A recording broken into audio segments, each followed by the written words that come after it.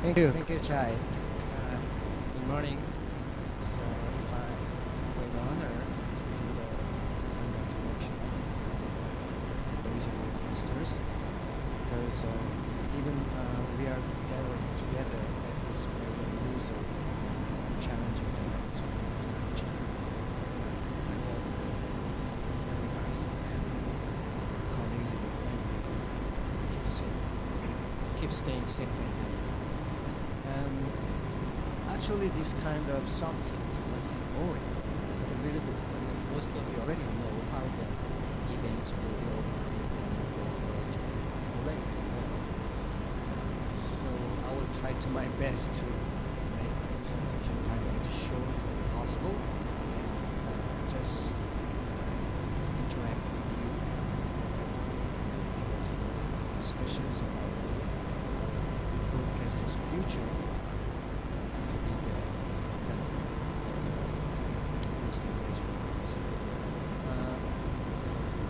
Should I? I'm not wearing mask. It's okay. And I will start with my presentation. May I sit here? If there is something to be clear more, then I will stand again.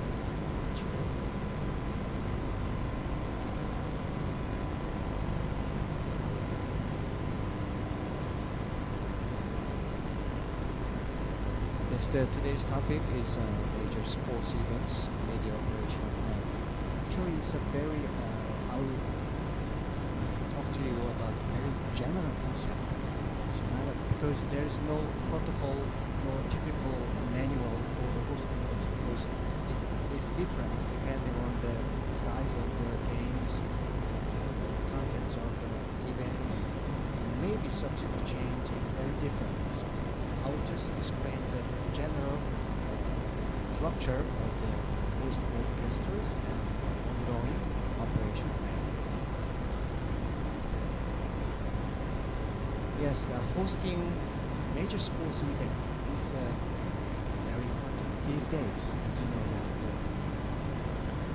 now. Hosting, it is regarded as same to the other events like cultural events, entertainment events, political sessions. It's all the same. Hosting something, international events, very important. It's regarded as an intangible assets. I mean, it can draw the attention from the people, from the media, many kinds of related organizations. So, but generally, it can promote the community, the region, and the countryside. You already know that how important the hosting big games like Olympic Games and Asian Games. Now, it's not a matter of financial figures, numbers, because I said before, it's an intangible sense. You cannot imagine how we can be benefited from hosting such events, depending on how we work hard to generate more outcomes from the event. And the second thing is about enhancement infrastructure. These days, gradually the very speed, rapid development of the technical infrastructure. So by the hosting such big events, then we can enhance our infrastructure to the next level. Maybe the governing body of the individual company country will accept it because it's very important. And afterwards, even after the games, we can use that enhanced infrastructure for next level. It's a good chance for our infrastructure. And the third thing is upgrading sports and athletics itself. It's applied to the same as the cultural events and entertainment. So if we promote diligently, then we can draw the attention from all over the world. Then, for example, you know that which city hosted the 2018 Winter Olympic Games? 2 years ago. Yeah. very small town of Korean city. Pyeongchang was beating 3 times. They failed to Sochi, they failed to Vancouver. The third time they eventually won the beating the hosting city of the Winter Olympic Games. It means 15 years of beating. When they first bid for the Winter Olympic Games of Pyeongchang, they lost to Vancouver in 2010. It started from 2003, before the Pyeongchang Games, 15 years before. Nobody knows it. Nobody in the world knows the name of the Pyeongchang. Even the Koreans, we don't know about the Pyeongchang. That's the only. There's only some small skiing results. That's it.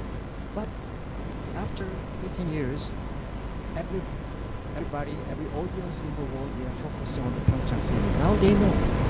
Sometimes they are confusing with the Pyongyang. Pyongyang is North Korea's capital city.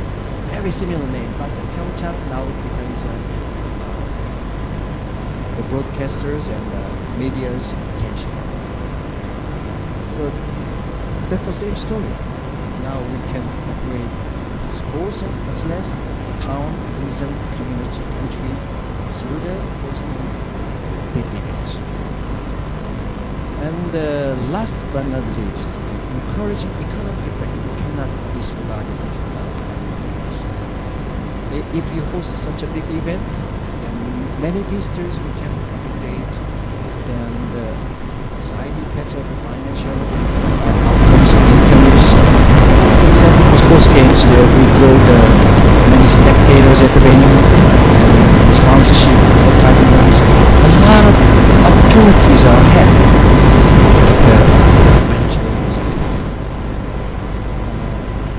But I will reinstate it one more time that hosting the events is intangible sense. You cannot imagine such an opportunity.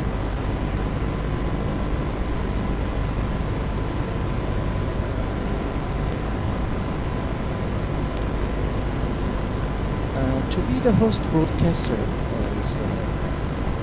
we need some process. But, depending on the schedule and depending on the size of the events, it will be different.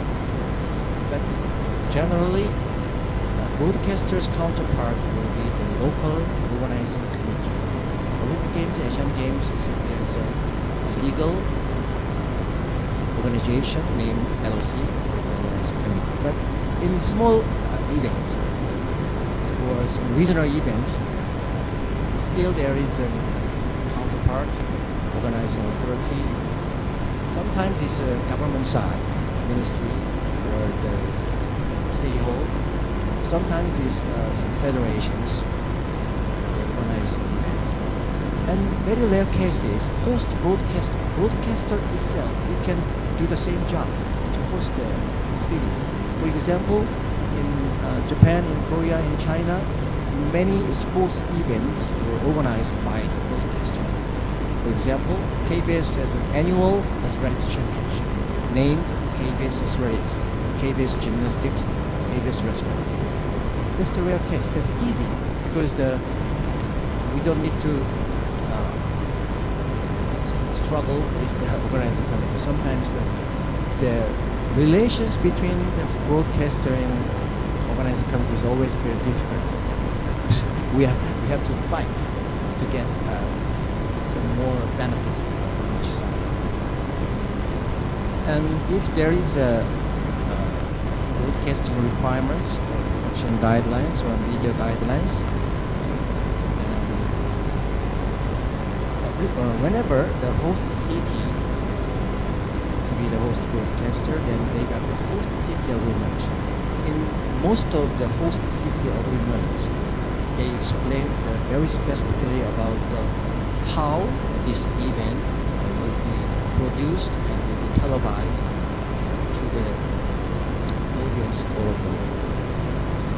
And if there is multiple contenders, sometimes many broadcasters are competing each other to be the host broadcaster. Then ITT process within this. ITT means invitation to tender. It's a bidding process. And they are explaining through the ITT about how they make the signals, how they promote the event, how they analyze the big events. It's the rare cases for big events, Olympic Games or Asian Games. Then, if one broadcaster is appointed as a host broadcaster, then we need a contract between the host broadcaster and the organizing committee. We call it the host broadcaster services agreement.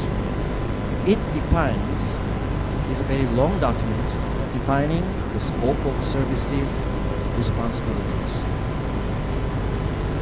And you don't need to write down all the, because after the workshop, I will share with all of you to the related documents, including these presentation files.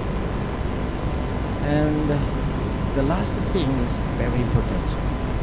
We have to fight. As I'm also always in the broadcaster side. Sometimes in the organizing committee side, I join. But two parties are always fighting because they don't want to be responsible for such a task or such an operation. But so the regular meetings with the local organizing committee is very important. Interaction between broadcaster and organizing committee. We have to, since KBS, for example, KBS has appointed as a broadcaster for 2011 World Athletics Championship. We have regular meeting weekly, sometimes 2 or 3 times per week before the game starts. It is very helpful because it's covering general tasks and duties. Every time the discussion will be longer than we expect. But finally, it throws some fruitful results regarding to be the more effective host broadcaster and organizing committee. That's very important.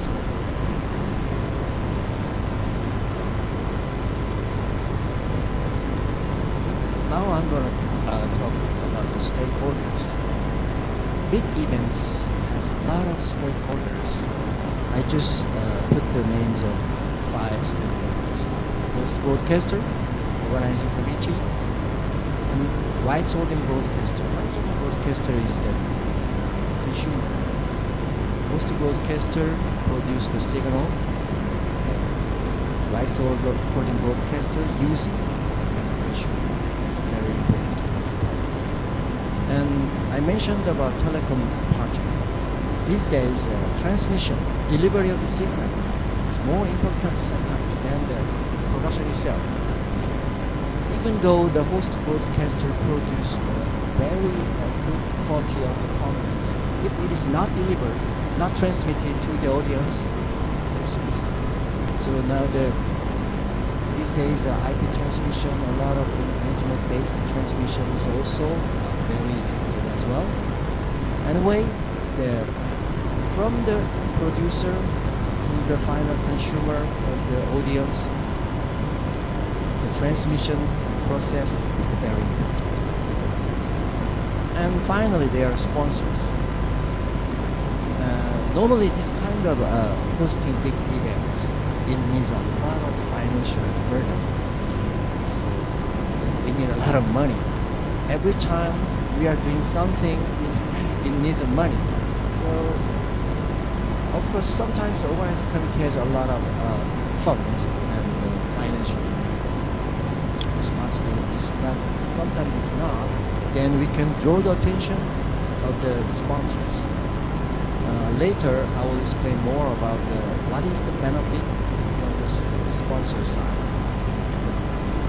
Now the sponsors are very important. As you know that during the Olympic Games, there are a lot of global partners like Samsung and P&G and Visa Card.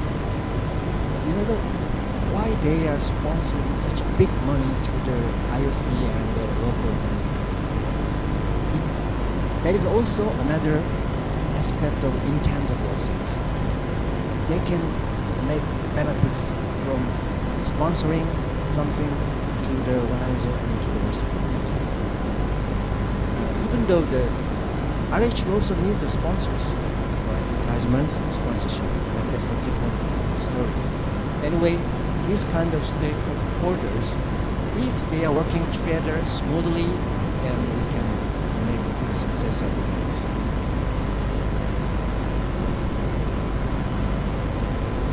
Yeah, I will talk more in details about co-work stakeholders. Now, in the center, there's a host broadcaster. First, working together with organized committee or any kind of organizing effort. And that is the most important. And as I told you, the rights holding broadcaster, they are consumer. They are exercising their broadcasting rights. We have to respect their rights, and we have to try to our best to provide the best services to the rights holders. And telecom partners, as I told you, is IT services as well, but the streaming transmission matters most these days. And sponsors, yes, I have told you already, but brand exposure, it means an opportunity to connect more to the potential customers. Now we know the names of the sponsors, then next time or for the other events, we can also do the attention from the sponsors. And they can easily promote by themselves doing the sponsors. That's the kind of marketing opportunities. And the last one is the goodwill strategy. It's drawing lasting support from the consumers and from the other parties. There's the big benefits for the sponsors.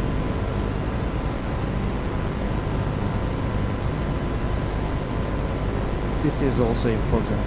We have to make a very specific roadmap timeline to the end of the games. First, weekend planning. Yes, weekend planning is a contract and kickoff, project setup, survey, investigation. It's a very multitasking job. Because we have to touch every aspect of the events. Of course, with the good consultation with the organizing committee. Then the pre-event level implementation. Of course, our master plan will be subject to change. Inevitably, it's changed, always. But we have to install, make a master plan first. Then we have to compromise and do some changes, modify through the process of pre-event. We call it the development and customization. The integration part is the last, just before the games. Every operational plan should be confirmed. Even later stage, it can be changed. If the master plan has covered all the related items, then we can easily adjust it and change it, compromise it.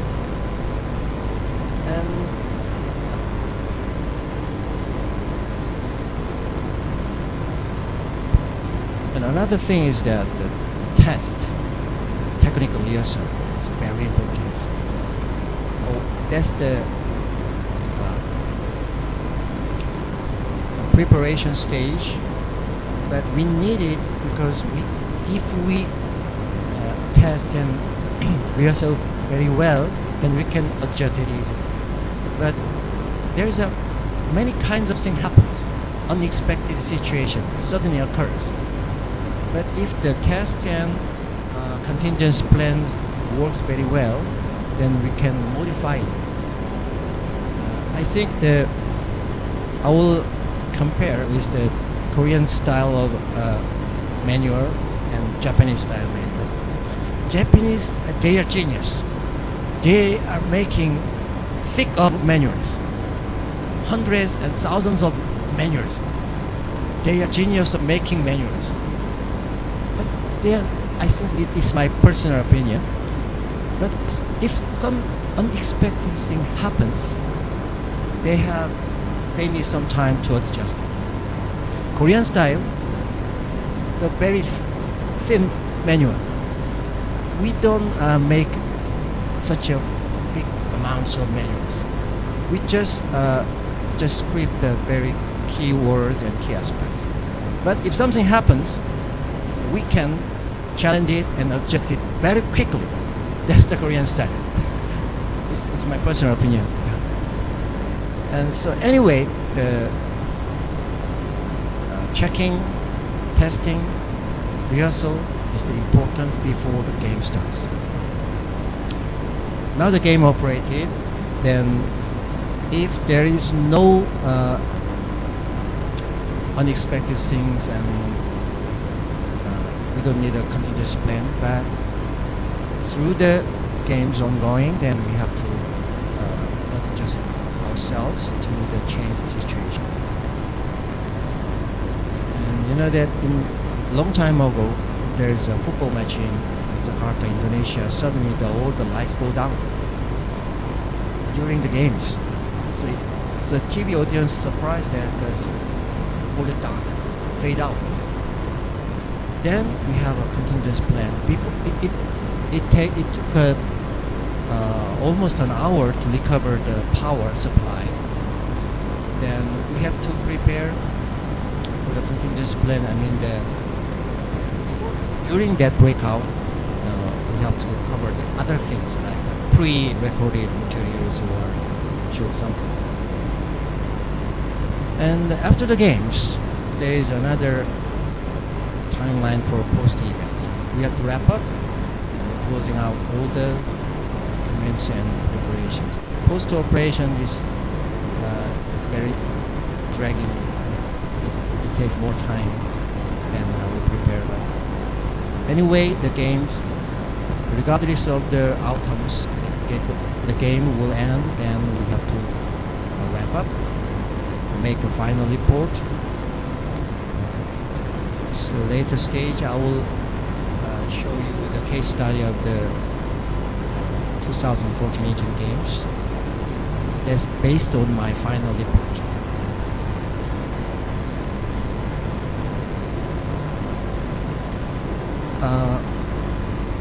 Must be boring, but I will explain more specifically about each stage of the timeline. Planning, games setup.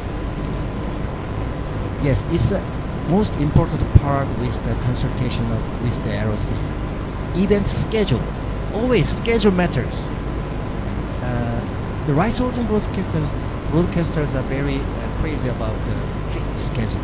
The schedule always changes. Version 11, version 12, always changed. You know that 1988 Olympics in Seoul, the 100 meters final athletics will be held in noon. It's very unusual. Normally, the final of 100 meters will be held in the evening time. But the richest, at that time, the CBS was the rights holding broadcaster for the United States. They pushed IOC due to the time differentiation. Please make the 100 meter final during the Korean time at noon. It's a very late time. Anyway, so that's one of the example. Rights holding broadcasters are crazy about event schedule fixed. And key milestones, we have to fix it. And look of the games is also important. It's a for men, it's compared with the human being. We are wearing costumes. The games is wearing the costume. That's the look of the games. Mascots, logos, and many decorations at the venues. That's the look of the games. And the building task force is the starting point between the LOC and the host broadcaster, making task force, and they are doing the key important jobs until the end of the games. Master plan. As I explained before, the master plan like Japanese style. If it accommodates many things as possible, it's better. Operational plan including promotional plan as well. Because master plan is not the matter of just between the LOC and HB. It has also promotional plan, how we show and expose our big assets to the outside audience and to the all of the world. And it contains a production, venue, IBC, telecom, TV graphics and data also important. Then, before we install, we have to survey and investigation. In the floor, there are many technical specialists and engineers. You are already doing the same job. You have to visit venue and check the venue infrastructure, which works and which will not work. Then we have to install a new facility and equipments there. And the LOC side, they have to prepare for all the transportation, security and logistics issues for the host broadcasters and for the rights holders. Normally the big events like Olympic Games and Asian Games, more than 20,000 or 30,000 video people are gathering. So I still don't know how the small city of Pyeongchang. Pyeongchang's population is only 100,000. But I don't know how they accommodate all the 20,000 video people at this small town. It's miraculous. Before the event, implementation and installation is the first step. HB should make their own structure and organization and recruiting people, invite some specialists like you, and invite some freelancers, the making the organization to be more effective, to work together, all together with the experienced people. And there are a lot of partners, finally, equipment providers, and some logistics provider. We need contracts with the key partners. That's a subcontract and technical installation. After the investigation of the venues, then we have to start with technical installation. Then during that installation, we have to find out which one will work smoothly and which one will not. Then we have to make operational plans fixed and confirmed. And the very important plan for the license holding broadcaster, transmission and hosting services will be done together.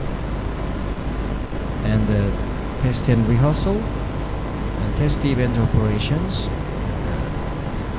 Information released at the stage of World Broadcasters meeting, because all the information should be shared with the rights holding broadcaster. They are keen to know about specific games, time schedule, how they make their own unilateral production during the event. And before the game starts, there is the final investigation how to work for eventually to be the successful event. Now the event starts. Games time. Yes, we have to adjust it. As I told you, there's unexpected things, but still executed and operated. I hope not many times it worked as planned. It's always subject to change. That's the reason why we have to run the contingency plan. And after the games, we have to wrap up dismantling, de-rigging, and restore to the original state.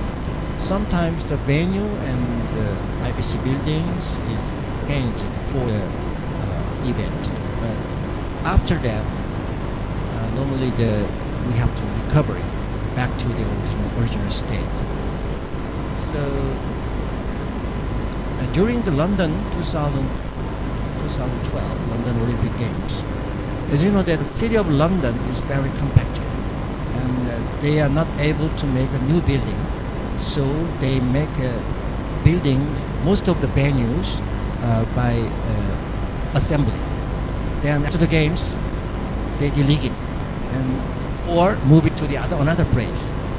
It's the many hosting cities are suffering from the legacy of the games after the games. Another case is the 2002 Salt Lake City Winter Games. Like Pyeongchang, Salt Lake City is a very small town. And very fortunately, Salt Lake City is the hub city of the hotel chain Marriott. Marriott and Delta Airlines, they have the headquarters at Salt Lake City.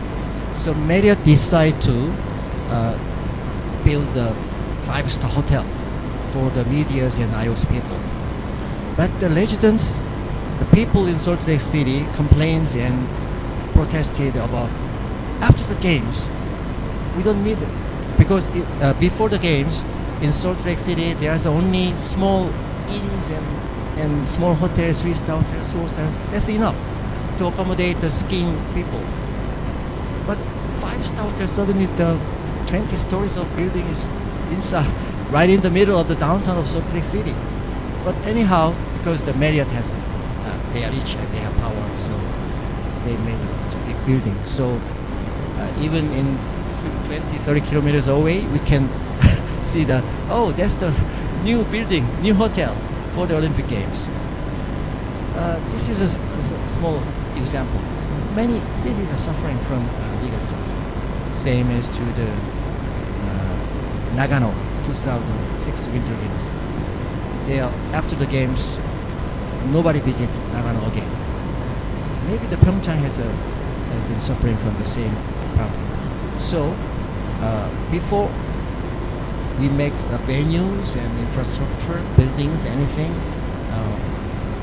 we need a more specific legacy plan.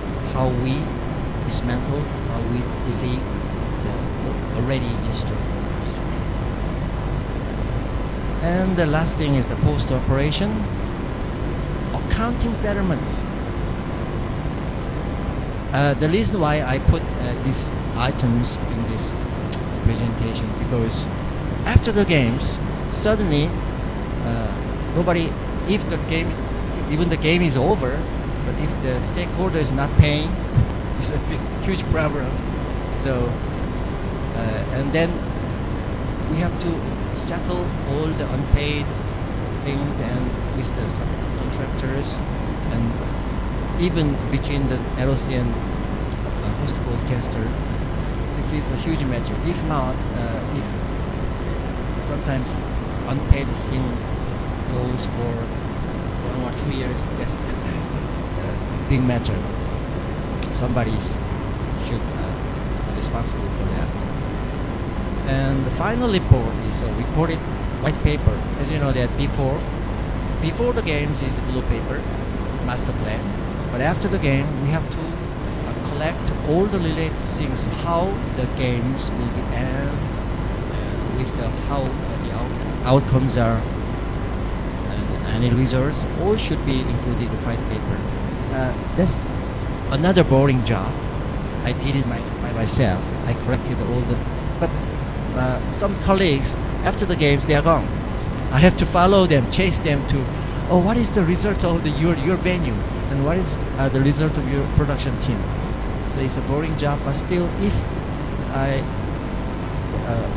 I make white paper more accurate and it contains more things, then it's very easy to prepare for next event.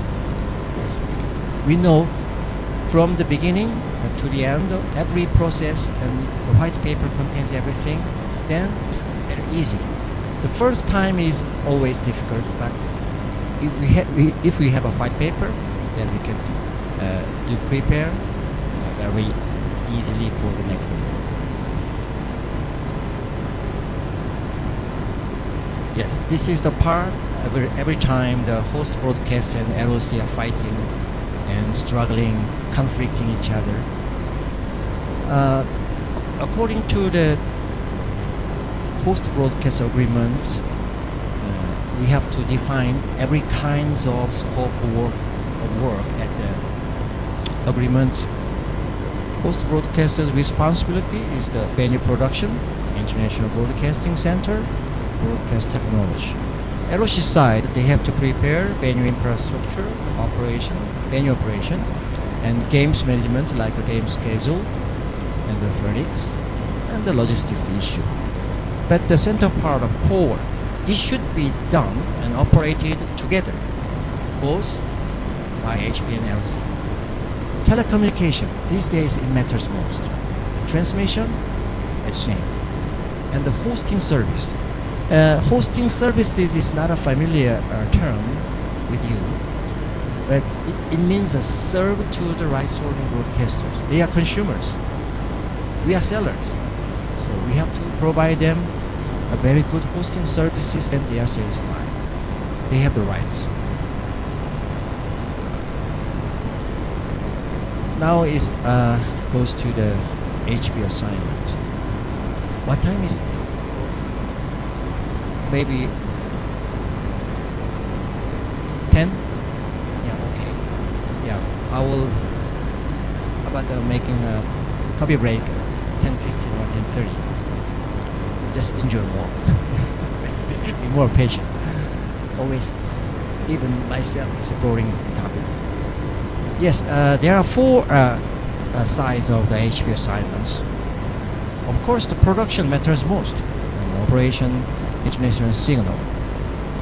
Then, IBC and venue broadcasting facilities. Maintenance of that facilities matters most as well. And hosting service and support. Rights of broadcasters. And the broadcast briefing or broadcasters meeting. International signal. Of course, you are already aware of the how we make the production signal very specifically, but general production basics. We need a production philosophy, and we have to decide which event will be covered live or which event will be covered ENG only. Then how many feeds we are going to make, or and daily highlights how many times, and ENG package plan also should be implemented. Then the technical standard and format is important.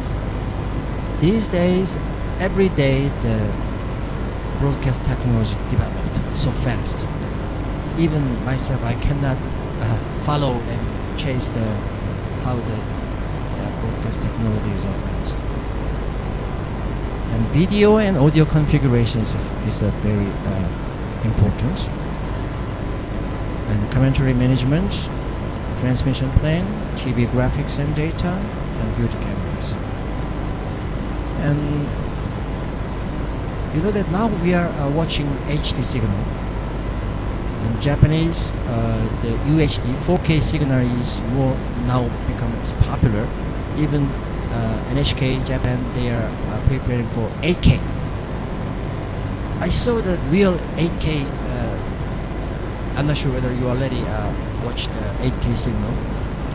It's like just a real state, then make the window. That's the same. It's a real 8K is huge one. But problem is that 8K equipment and development, their facilities so expensive. It's still underdeveloped. And viewers, audience, TV audience, if I don't have any 8K TV monitors, TV sets, I cannot enjoy that such a big quality. So Japan is always ahead to developing the quality of the video signal, even in audio signal.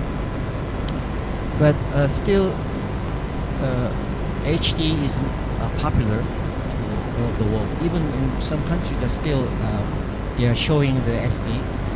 But now HD is in general more popular to the world audience, and even in KBS we are showing daily, among the daily programs, 15 or 20% of the programs will be done by the UHD 4K.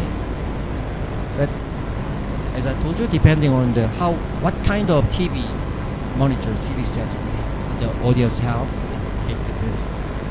And so the video and audio configuration is also matters, because we have to think about even we are making the signals by all the signals by 4K, but it's useless if the consumer basis, they don't want 4K, it's useless. So we have to think about the current popularity of what kind of video and audio configuration is necessary. And IBC and venue facilities. IBC, the International Broadcasting Center, as you depending on the size of the events, we don't need to install IBC, just a broadcasting center, or operating together with the media center, or together with the press and internet media. But I'm talking about the big size of the events. That's the IBC needs. And contribution means the produce the signal from the venue, and distribution we redistribute to the rights holders or internet or streaming, and transmission most important. This normally is already becomes a very old-fashioned word. CDT means contribution, distribution, transmission. And there are a lot of commentaries by their own languages. Then in the IBC, there is a commentary switching center, and satellite farm to overseas countries, and telecom room. The quality control is very important, and archiving. If some rights holders they missed some parts of the transmission, we have to provide them the pre-recorded archive services. And venue broadcasting facilities. Each venue has a small size of the IBC. It's the same. Venue broadcasting center, TV compound, and commentary position, and other unilateral positions like announce position, ENG positions, many things. And hosting services. Every rights holders they are trying to do their own unilateral production in IBC, and both in IBC and both venues. There's the booking service by the red card, and we have to assist and help the rights holding broadcasters to be more smooth transmission and stable transmission to their own country. And highlights archive services also necessary. Sometimes the small broadcasters they are not doing the live streaming.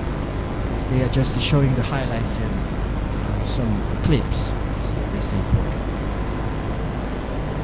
Another RH rights holding broadcaster support with the LOC is logistics. I mentioned already that we have LOC to prepare for the accommodation system and transportation, accreditation, and sharing games information. And sharing the information with the rights holding broadcasters, we need a WBM or briefing, introducing host broadcaster, introducing our master plan, depending on the scale, briefing or WBM.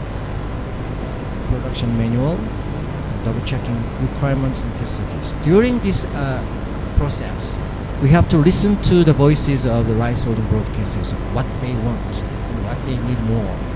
Then we have to amend our master plan depending on the rights holders' requirements. And the venue survey together, we have to explain about the venues and venue broadcasting and commencing facilities. And the communication should not be stopped. Ongoing communications with rights holding broadcasters is very important. They continuously asking to the host broadcaster and the LC about their necessities. So then we have to make up channels for the constant communication. So various channels. Yes, a website or email, digital tools. These days, a customized app is very effective. And the SNS account, we can show the useful information through the SNS account, and rights holders can easily access. And now the website and email is no longer effective. The SNS or app is more friendly with the daily life. And if possible, just making a regular newsletter and then send it to the rights holders is very important. Okay, now I'm talking about the new trends. Actually, I'm not a specialist or experienced people about the new IP-based production and delivery. The Brandon over there, he's more more experienced and professional people. Let me introduce Brandon. Yeah. Now he is helping about making our workshop into the real streaming. And these days, conventional transmission through the cable and fiber, of course, still is stable.